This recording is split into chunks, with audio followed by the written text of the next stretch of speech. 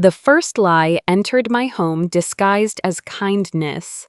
At the time, I did not recognize it. I thought kindness looked like Nathan standing at the stove on a Thursday evening, stirring mushroom risotto while my favorite bottle of Pinot Noir breathed on the counter. I thought it looked like his soft smile, his hand resting briefly against my back, and the familiar question he asked almost every day of our 6-year marriage. "Have you eaten, Evelyn?" That was Nathan's gift. He was never dazzling, never loud, never the kind of man who commanded a room. He was gentle. He avoided arguments. He remembered small things. For years. I mistook his dislike of conflict for goodness. The condo was mine before Nathan. My great-aunt Ruth had left it to me when she died, along with a collection of chipped teacups and one sentence I had heard throughout my childhood. A home is only truly yours when you do not need permission to feel peaceful inside it. Ruth had lived alone, traveled widely, and never apologized for choosing independence. I admired her, although I did not understand her warning.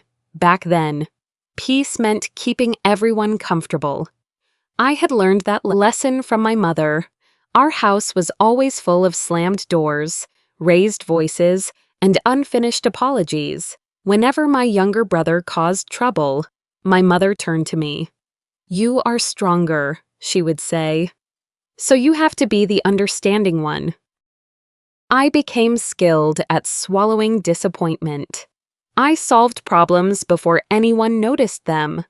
I apologized when other people were upset, even when I had done nothing wrong. By 39, I could audit a company's books without missing a hidden discrepancy. Yet I still struggled to say, "This is not acceptable," inside my own home. That Thursday, Nathan's unusual attentiveness made me suspicious. "You opened the good wine," I said, setting down my work bag. "What happened?" "Nothing happened." He smiled too quickly. "I just thought you deserved a nice dinner, Nathan." He sighed and lowered the heat beneath the risotto. "It is Sloane." Sloane was his 20-year-old niece, Rachel's daughter, and a sophomore studying communications in Denver. I had met her at holidays. She was bright, polished, and always surrounded by the invisible urgency of her phone. Nathan explained that her dorm situation had become unbearable. Her roommate drank, invited strangers over, and created so much emotional pressure that Sloane could no longer study. The university, he said, had no available rooms. "She only needs somewhere safe until the semester ends," he said. 6 weeks, Evelyn, that is all." Did the university give her anything in writing? His spoon stopped briefly. "Rachel handled those conversations. I do not know every detail." "And where would Sloane stay?" "In the guest room. She would barely be here." I studied him. "When is she supposed to arrive?" "Saturday morning." The answer came too smoothly. "That is less than 2 days away." "I know. But things moved quickly." "No," I said quietly. "Things moved before you spoke to me." Nathan's face tightened. Then he reached for my hand. "I knew you would not turn your back on family." The sentence sounded loving, but it closed the door on refusal. If I said no, I would not simply be protecting my home. I would be abandoning family. I agreed, but not without conditions. 6 weeks, a contribution toward groceries, no overnight guests, Sloane would clean up after herself, respect our belongings, and ask before using anything personal. I also wanted a temporary guest agreement in writing. Nathan gave a small laugh. "You really are an auditor. Everything needs paperwork." "Clarity protects relationships," I said. "It does not ruin them." His smile faded when I mentioned grocery money. "Rachel is already struggling. Then Sloane can contribute from her social media work." He changed the subject. In retrospect, the warning signs were not hidden. They were arranged neatly in front of me: the prepared dinner, the fixed arrival time, the missing university letter, and Nathan's irritation whenever money entered the conversation. But people like me rarely ignore evidence because we cannot see it. We ignore it because accepting it would require us to act. Saturday arrived under a pale Denver sky. Sloane stepped from the elevator wearing a cream coat followed by 2 enormous suitcases, a carry-on, a ring light, and 3 storage boxes. 6 weeks, I reminded myself. At the dining table, she skimmed the agreement and signed her name with a dramatic flourish. Nathan leaned toward her as I gathered the pages. "Do not worry," he whispered. "Aunt Evelyn just likes everything to look official." I heard him. For 1 second, I almost corrected him. Instead, I told myself he was only trying to make her feel welcome. That was the second kindness I misunderstood. By noon on Saturday, Sloane had occupied the guest room with the efficiency of someone who had rehearsed the move. Her cream wool coat hung over a dining chair. 2 oversized suitcases stood open on the bed. A ring light leaned against the wall beside a silver laptop, several makeup cases, and a canvas tote filled with protein powders, vitamin packets, energy drinks, and oat milk labeled with her name. She hugged me tightly when she arrived and placed a boxed candle in my hands. "It is fig and cedar," she said. "I thought it would fit your place." Then she looked around the condo with wide, grateful eyes. "I really do not want to be a burden." The words softened the uneasiness I had felt since Nathan first mentioned her arrival. Sloane spent the afternoon unpacking. She thanked me for the fresh towels, admired the view, and asked permission before connecting her laptop to the Wi-Fi.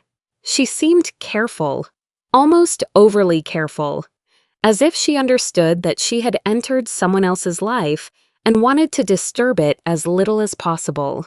That impression made what followed seem less like entitlement than carelessness. That evening, Nathan ordered Thai food, and Sloane entertained us with stories from campus. She was funny when she wanted to be. She imitated one professor so perfectly that even I laughed. For a few hours, I wondered whether my caution had been unfair. Near midnight, I went to the kitchen for water and found her sitting at the island, crying silently into both hands. I stopped in the doorway. "Sloane?" She wiped her face quickly. "I am sorry. I did not mean to wake anyone." I sat beside her. She told me everyone in the dorm had turned against her. Her roommate had poisoned people against her. The resident assistant treated her like a problem. Rachel was already working too many hours, and Sloane could not bear asking her mother for more money. "What if I have to leave school?" she whispered. "I have worked so hard. I just need somewhere quiet until the semester is over." At 20, I had also been afraid of losing the future I imagined. I remembered standing outside the financial aid office with tears in my eyes, too proud to call home, looking at Sloane. I felt something shift from suspicion to responsibility. "You are safe here," I told her. The next morning, the smell of coffee woke me. When I entered the kitchen, Sloane and her friend Kayla were seated at the island, laughing over plates crowded with eggs, buttered toast, smoked salmon, berries, and sliced mango. The counter was covered with eggshells, coffee grounds, crumbs, and an open carton of cream, my special roast, ordered from a small company in Portland, sat nearly empty beside the grinder. I opened the refrigerator. Most of the eggs were gone.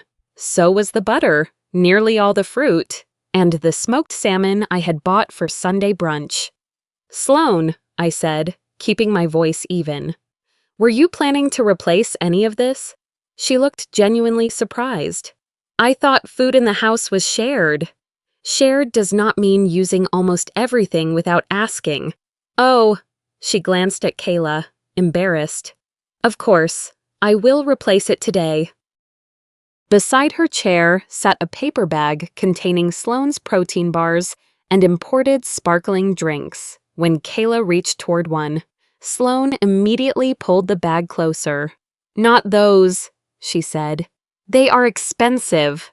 The contradiction was so obvious that I almost laughed. They left 20 minutes later for a campus event. Sloane kissed Nathan on the cheek, called goodbye to me, and promised again to replace the groceries. She did not clean the kitchen. I stood among the greasy plates and sticky counters, phone in hand, ready to call her back. Then I remembered the girl crying at midnight, frightened that her education was collapsing. I put down the phone and picked up the sponge. That was the first time I chose silence over a boundary. When Nathan came home, I told him what had happened. She is young, he said. She is not used to living with other people's routines. She lived in a dorm. You know what I mean. Food is not worth making her feel unwelcome. He promised he would speak to her. He never did. At dinner, Sloane thanked us for letting her stay. I will try not to take up too much space over the next 6 months, she said. The room went still. Nathan answered before I could. She means 6 weeks. Sloane looked at him, received the warning, and lowered her eyes. Later, an emailed receipt showed that Nathan had purchased the candle she had given me.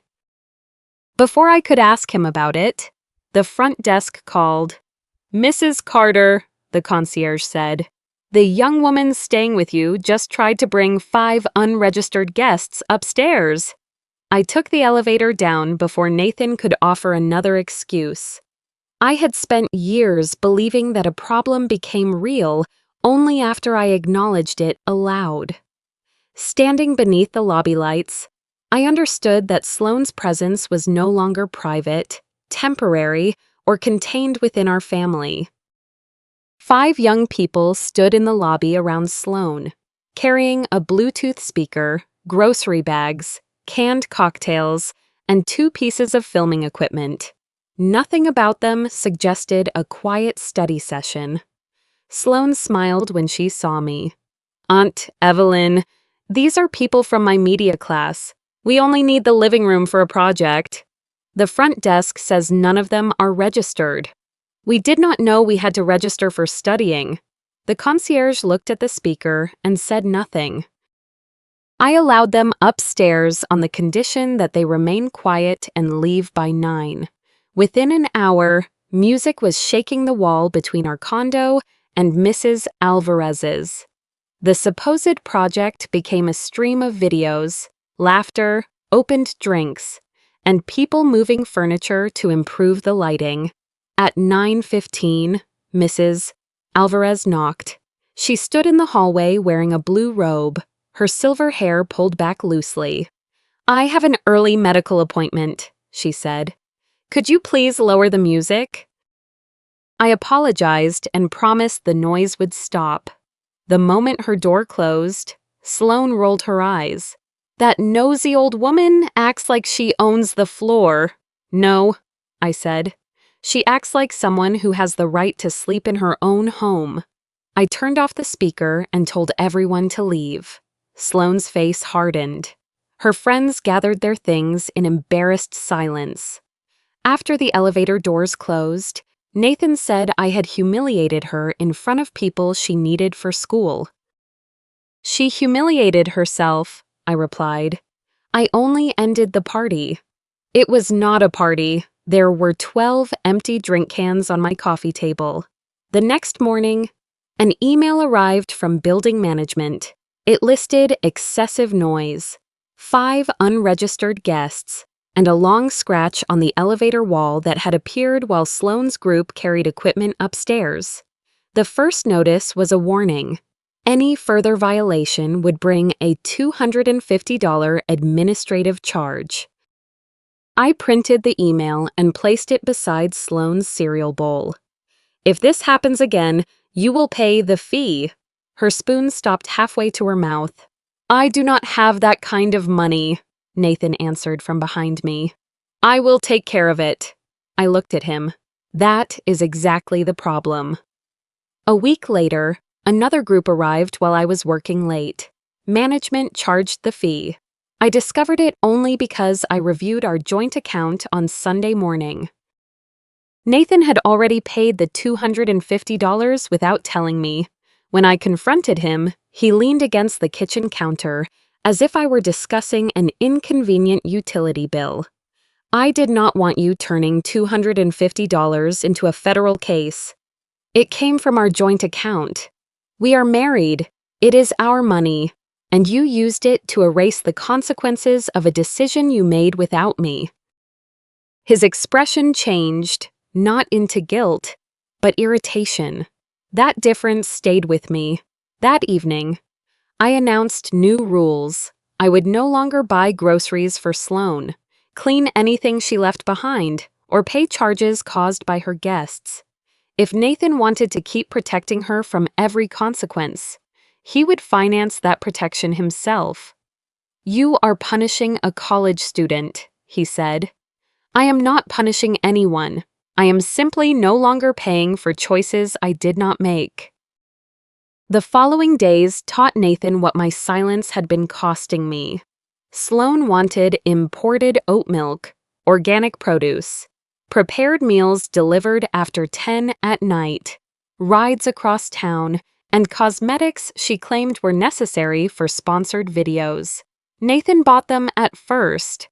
Then he began checking receipts. By Thursday, he was complaining about delivery fees. By Friday, he asked why one moisturizer cost $60. Sloane reminded him that he had promised to help. Instead of asking her to spend less, Nathan accused me of creating an atmosphere of scarcity. "You could make this easier," he said. For whom? He had no answer. While reviewing our account, I noticed a payment Nathan had made to his personal credit card 3 days after Sloane moved in. The amount was far larger than his usual monthly payment. No matching deposit appeared in our joint account. That afternoon, I was using the family tablet when an old banking notification appeared across the screen. "Transfer received from Rachel Mercer." Before I could open it, Nathan took the tablet from my hands. "That is old," he said. "Rachel was paying me back for something." He walked away too quickly. I wrote down the date from the notification and placed the note inside my work folder. As a forensic auditor, I knew one transaction rarely existed alone. The first sign that Sloane had begun rewriting our household appeared online 3 days later. A coworker sent me a link during lunch with a cautious message. "Is this your apartment?" In the video, Sloane sat beside the living room window, the Denver skyline blurred behind her. She spoke softly, almost bravely.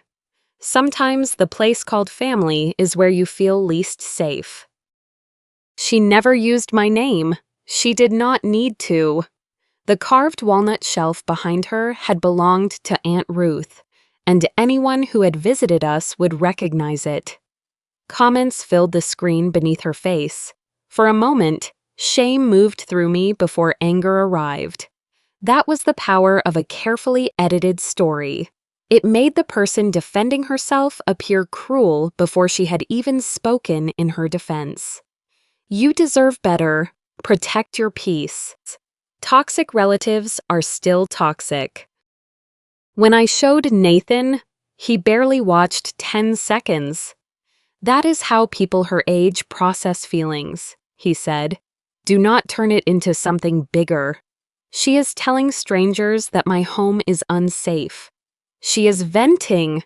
Nathan had developed a language in which Sloane's choices were emotions, while my reactions were offenses. That evening, a message arrived from someone named Mia Lawson. "I do not know what Sloane told you, but you should know she did not leave the dorm because she was being bullied." Mia identified herself as Sloane's former roommate. I hesitated before replying. aware that angry roommates could distort events too. Then she sent evidence. The first file was a video recorded inside their dorm room. Music shook the walls while at least 10 people crowded around Sloane, who stood on a chair directing someone to film her.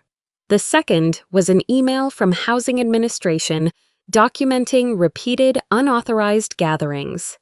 The third showed Sloane using the residence hall lounge for sponsored content after staff had denied permission. The final screenshots were messages between Sloane and Mia. Tell them the damage was already there. Say those guys were your guests too. If you back me up, nobody gets blamed. Mia explained that Sloane had hosted several parties, allowed people who were not students to sleep in the room, and damaged a common area display during one gathering. When Mia reported the violations, Sloane accused her of creating a hostile environment. Housing temporarily suspended Sloane's residence privileges while a conduct review was pending. Mia had not driven her out. She had asked her to follow the rules. I saved every file in a private folder and backed it up. I did not confront Sloane. Instead, I asked Nathan one final question while he loaded the dishwasher. Did you know Sloane was suspended for hosting parties? His shoulders stiffened. I knew there were some misunderstandings. That was not my question. He closed the dishwasher harder than necessary. Rachel said the university overreacted. I did not know all the details. He looked away before finishing. I understood then that he knew enough to hide the truth, even if he had avoided learning enough to feel responsible for it. The following morning, I reactivated the security camera in our shared living area. We had installed it years earlier after package thefts in the building, but rarely used it. I called Nathan and Sloane into the room before turning it on. The camera covers only the entryway and living room, I said. It does not record bedrooms, bathrooms, or any private area.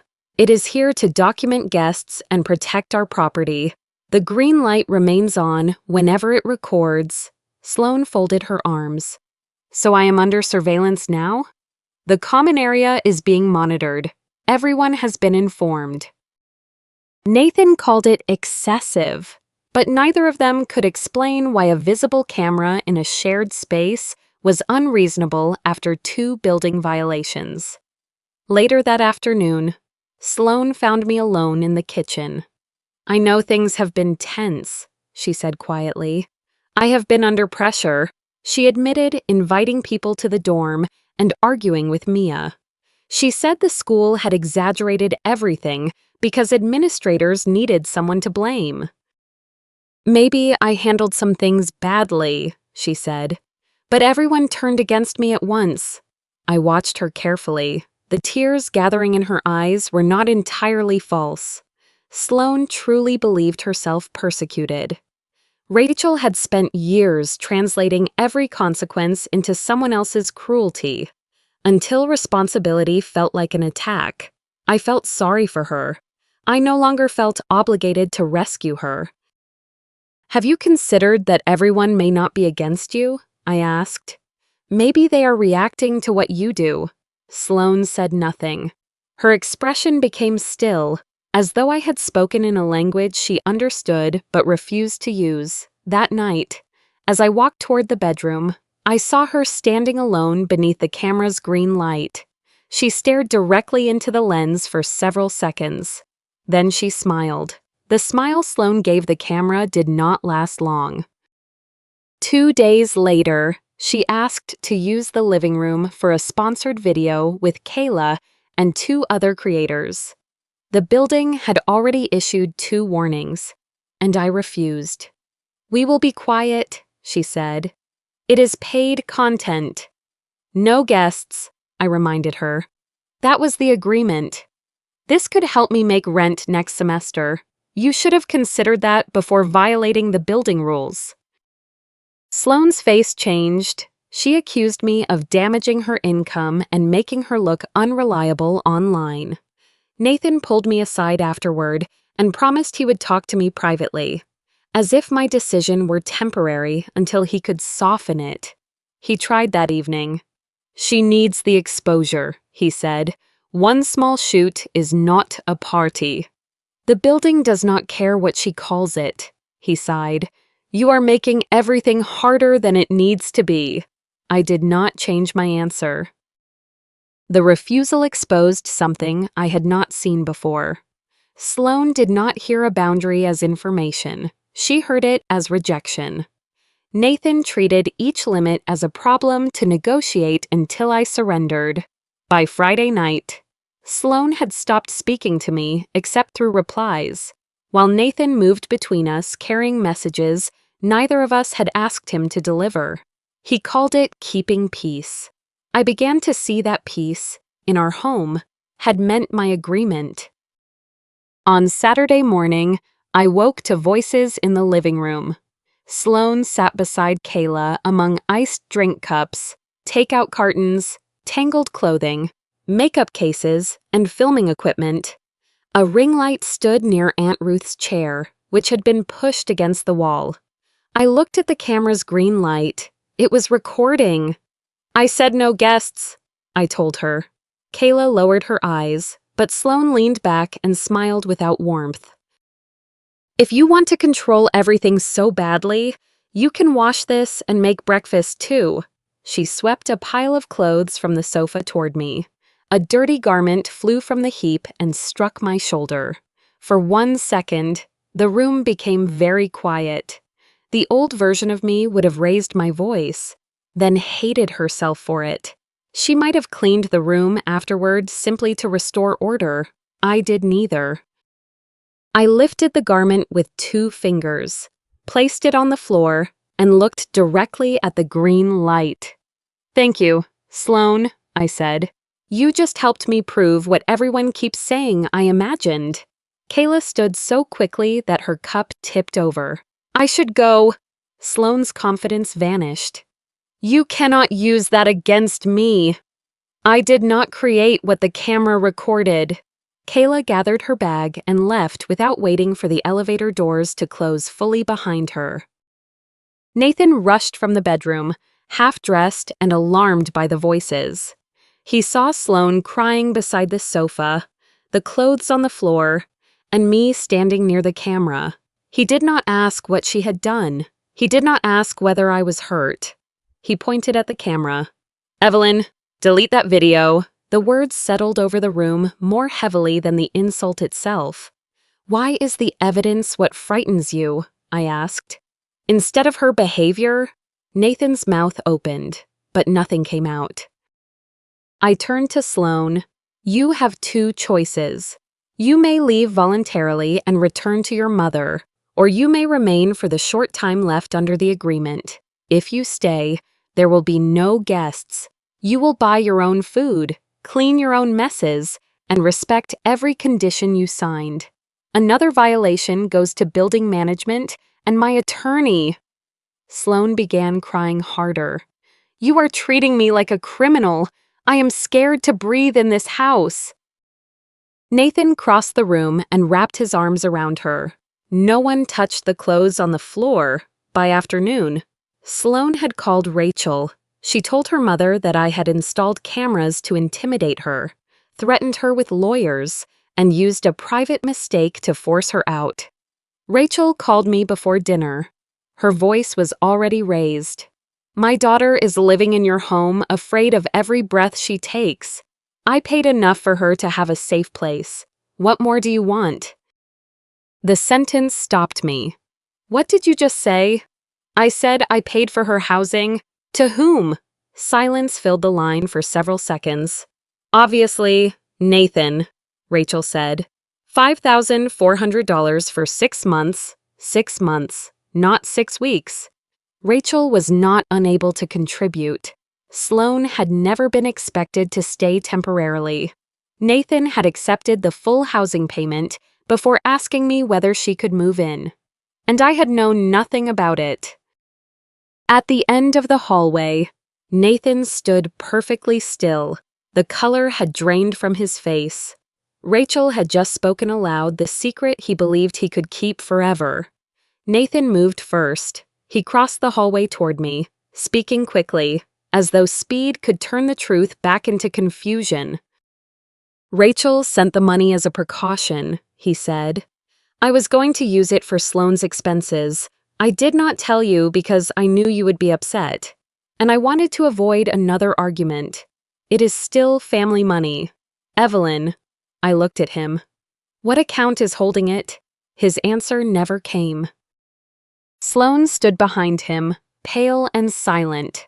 For once, Nathan did not speak for her. He only repeated that the situation was complicated, that he had meant well, and that I was focusing on the worst possible interpretation. I felt anger, but beneath it was something colder. Anger wanted a fight. The colder feeling wanted facts. I need time, I said. Nathan followed me toward the bedroom. Evelyn, do not shut me out. I closed the door and locked it. Then I opened my laptop.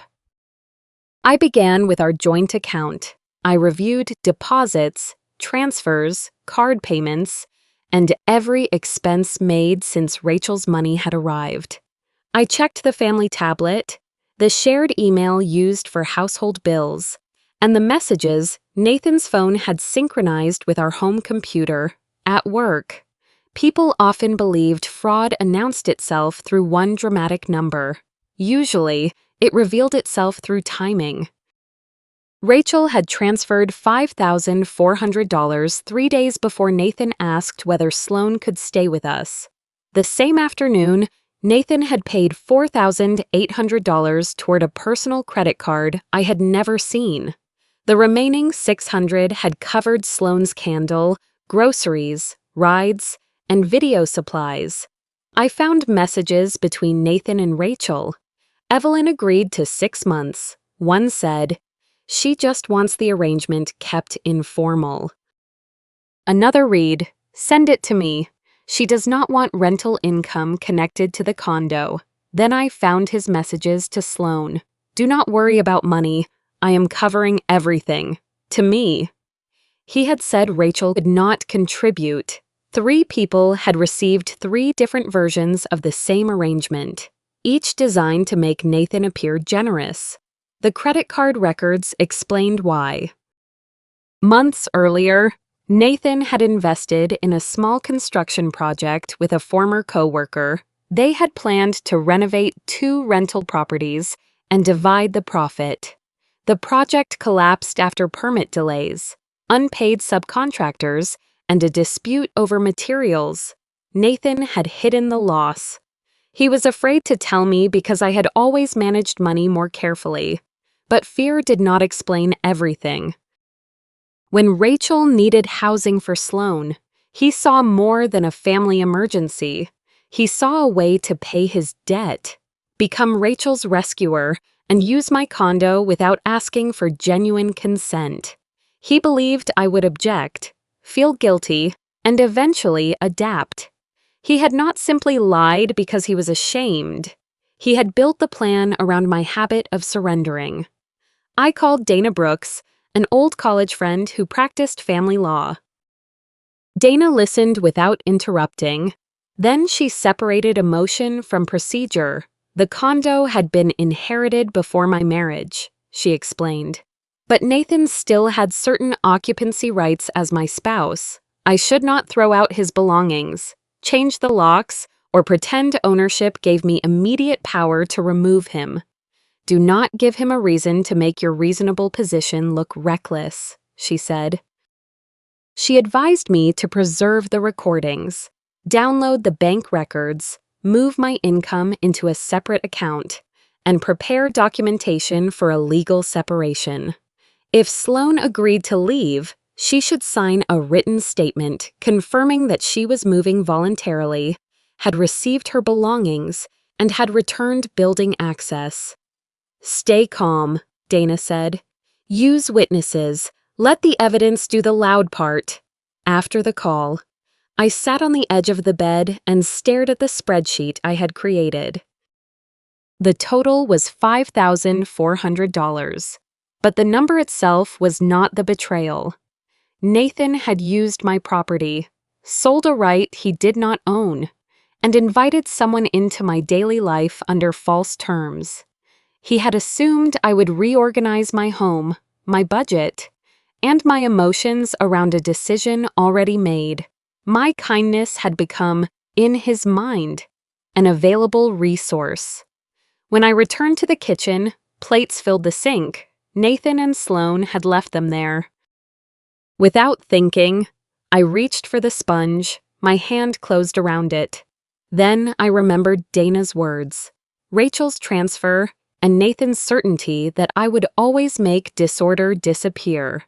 I set the sponge down. For the first time, I left the dishes exactly where they were. I opened my phone and wrote to Rachel. Tomorrow evening, the four of us will speak by video. You, Nathan, Sloane, and me. No one tells another version before everyone hears the truth together. This time, Nathan would not control who knew what first. The video call began at 7 the next evening. Rachel appeared from her kitchen in Colorado Springs, still wearing her clinic badge. Sloane sat at the far end of our dining table, arms folded. Nathan stood beside the window instead of sitting, as if remaining on his feet might let him control the room. I placed my laptop, printed records, and the temporary guest agreement in front of me. No interruptions, I said. Each person will explain what they believed the arrangement was. Then I will show what actually happened. Nathan opened his mouth. Wait your turn. Rachel went first. She said Nathan had offered Sloane a room in our condo for 6 months. According to him, I had agreed because the guest room was rarely used. Rachel had transferred $5,400 to cover housing, groceries, and utilities. Nathan told her I preferred not to receive the money directly because I did not want rental income connected to the condo. I thought everyone understood, Rachel said. I would never send my daughter somewhere she was not wanted. Then Sloane spoke. Nathan had told her not to worry about expenses because he was covering everything. He said I liked having a younger person in the apartment and that my rules were mostly paperwork meant to help me feel organized and in control. I thought Aunt Evelyn knew I was staying through spring, she said. Nathan interrupted. That is not exactly what I said. I held up my hand. You will have your turn. I began with the agreement Sloane had signed. 6 weeks, grocery contributions, no overnight guests, responsibility for her own messes, and respect for our property. Next came the building emails documenting unregistered visitors, noise complaints, and the administrative fee. Then I shared Mia's files, the dorm gatherings, the housing warnings, the sponsored filming, and the messages asking Mia to lie. Rachel's face tightened. I played the living room recording last. Sloane's sarcastic voice filled the call. The clothing flew toward me. Then Nathan appeared and demanded that I delete the video. No one spoke when it ended. For years, Nathan had relied on separate conversations.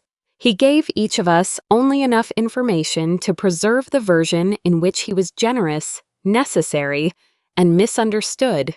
Now all 4 versions occupied the same room. There was nowhere left for him to move the truth.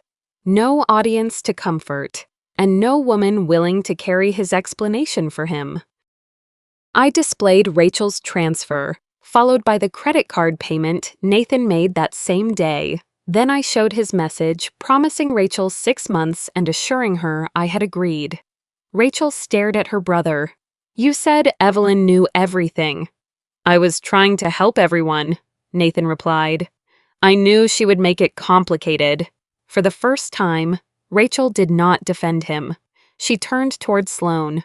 Were you actually being bullied by Mia? Sloane looked down. Answer me. Sloane remained silent, and the silence answered for her. Then she turned on Nathan. You let me live here looking like a freeloader while Mom had already paid you? Nathan said the money had been used for family needs. You used it to pay your debt, Sloane snapped. Meanwhile, she bought the food, paid the bills, and everyone blamed me for costing her money. Her anger was justified, but it did not erase what she had done. Your uncle lied to you, I said. That is true, but you still chose how you treated me. Both truths can exist at the same time. Sloane's face crumpled, not with the dramatic tears I had seen before, but with the shock of discovering that being deceived did not automatically make her innocent. Nathan's composure finally broke. This is what you wanted, Evelyn? To humiliate me over money? This is not about humiliation. You have always been cold. Everything is numbers, rules, documents. You never made me feel needed. Rachel and Sloane appreciated me. I was trying to do something good. You rented out my home without telling me, because I knew you would say no. The room became still. Nathan continued, unable to stop himself. If you had been softer, if you did not make every mistake feel like an audit, I would not have needed to hide it. That was when I understood he was not sorry for betraying me. He was wounded because the betrayal was visible.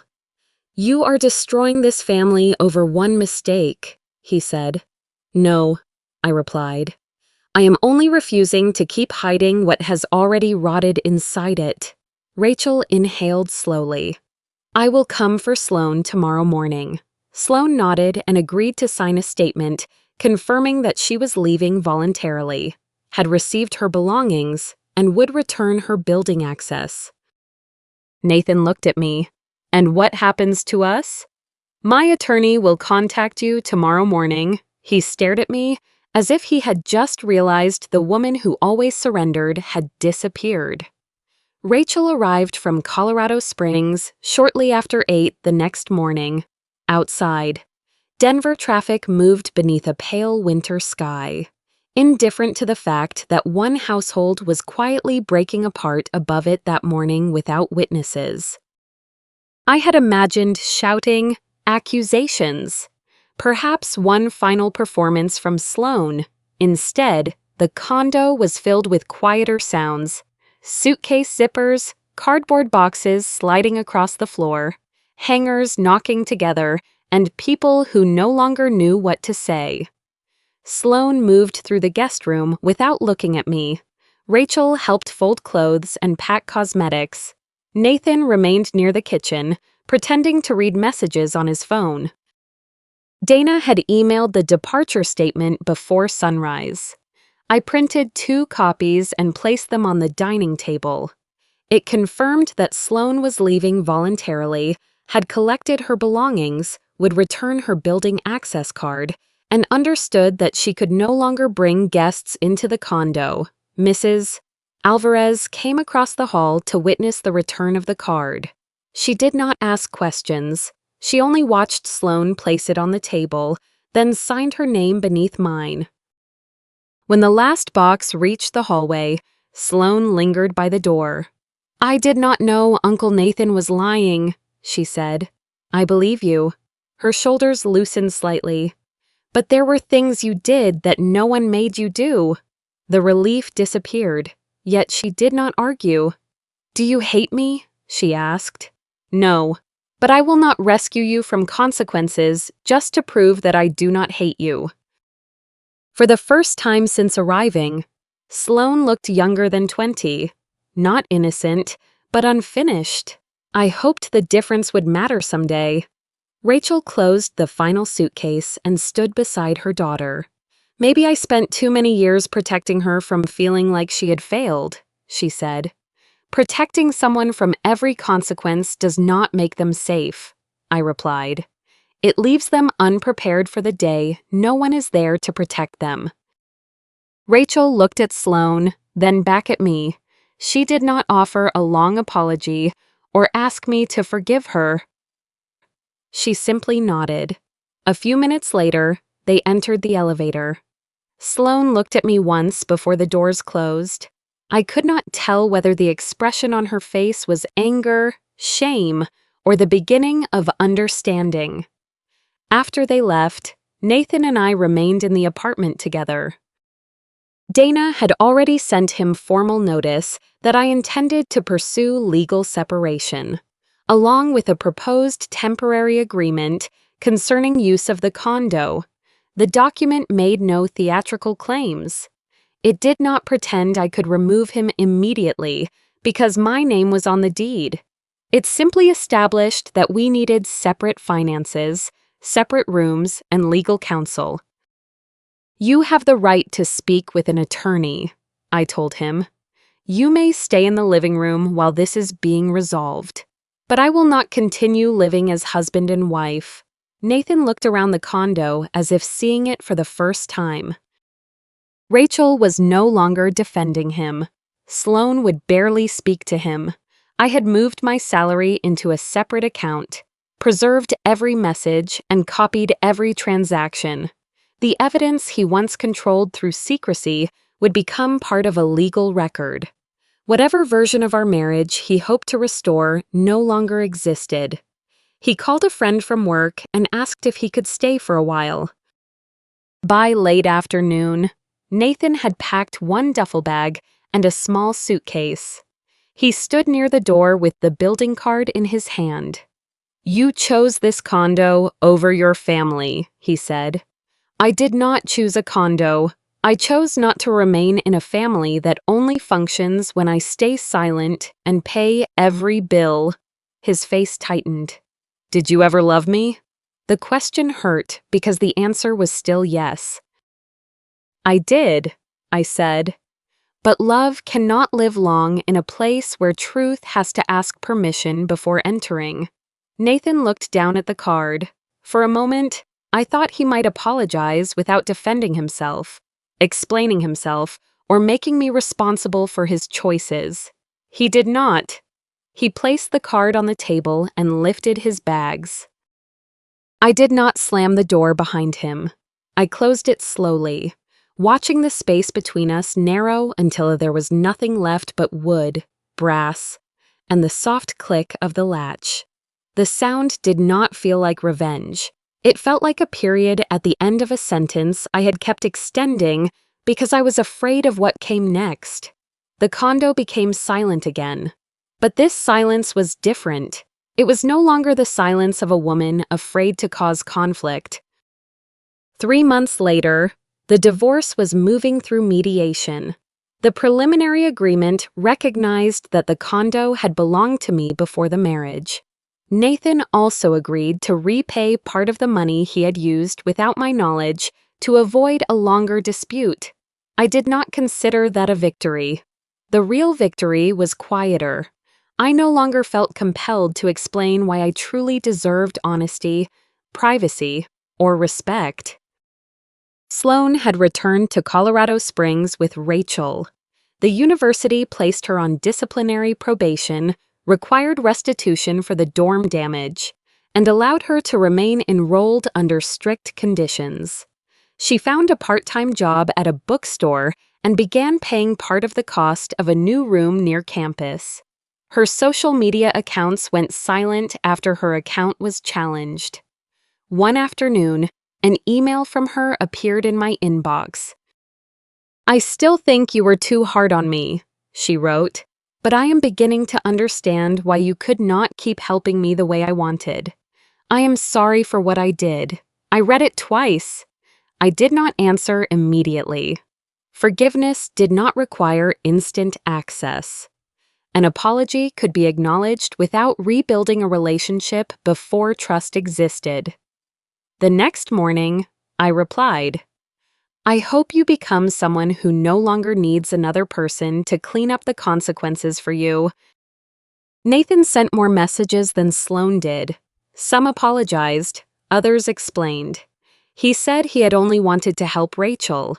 He said shame had made him hide the debt. He asked whether we could try marriage counseling before making the separation final. I agreed to one joint session because I wanted the ending to be clear, without expecting the marriage to survive.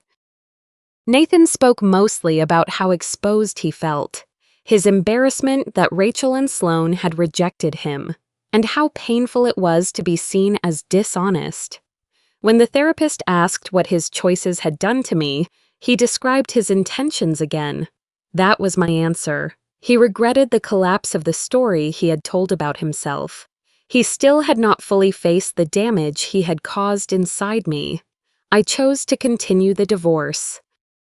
That decision did not make me fearless. Some mornings, I missed the man who used to call and ask whether I had eaten.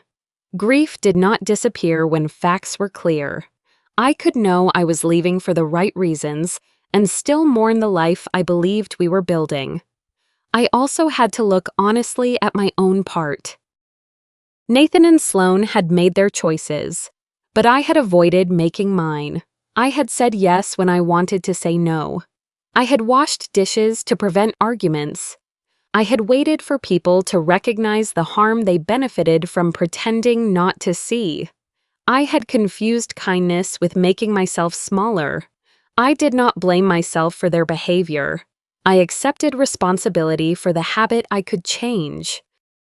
One Saturday morning, I moved Aunt Ruth's chair back beside the window.